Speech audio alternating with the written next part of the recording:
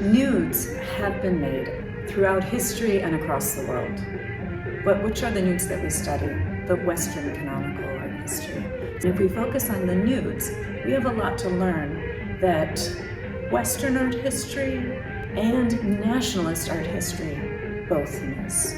I'm Kirsten Scheid. I'm professor of anthropology and art studies at the American University of Beirut. I'm curating the exhibition that we have here at the Wallach Art Gallery called Partisans of the Nude, an Arab art genre in an era of contest, 1920 to 1960. I previously curated a version of this exhibition at American University of Beirut, which was seen by one of the art history professors at Columbia, who then suggested it to the gallery director. And the excitement just grew after that. The pieces in the show are all nudes from between 1920, 1960, maximum 1970.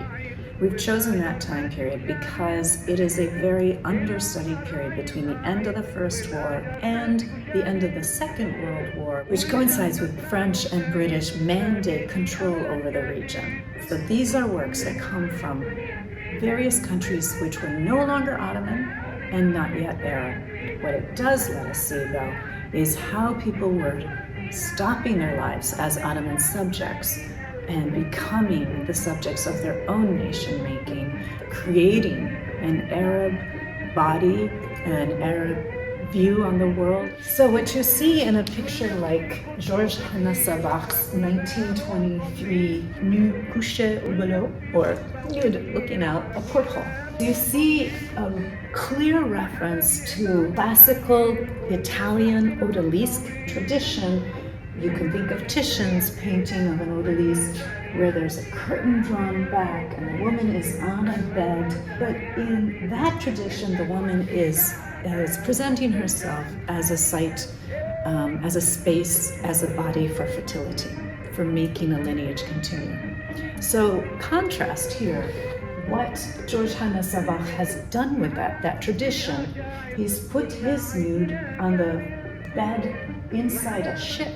He's given her a book to read.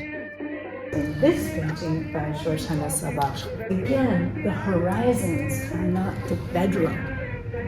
The imagination expands. These frames, these compositions, they certainly don't say that they're European. They say, we know about that stuff, but they're opening the space to become different people that haven't sat on the earth perhaps before.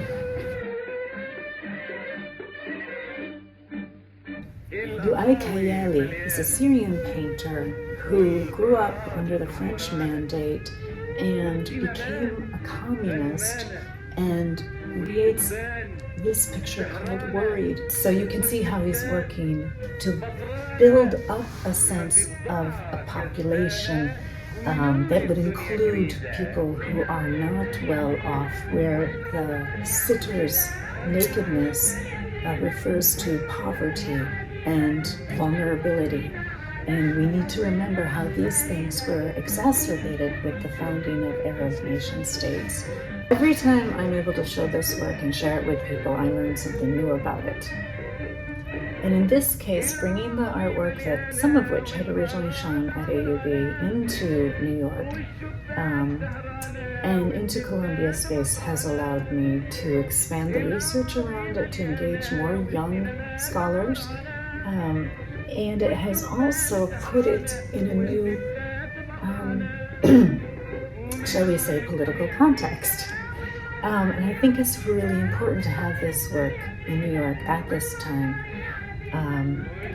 when people are wondering, what do they even know about Arab from the perspective of Arabs themselves?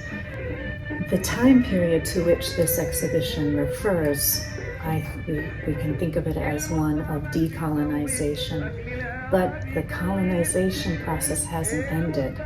And what will come out of that, the artists at the time were putting in the hands of their audience and saying, look at how you look at how you see these things, look at how you connect to the rest of the world, and take responsibility for that. We can learn how artists asked us to engage with traditional art and not cut off from society.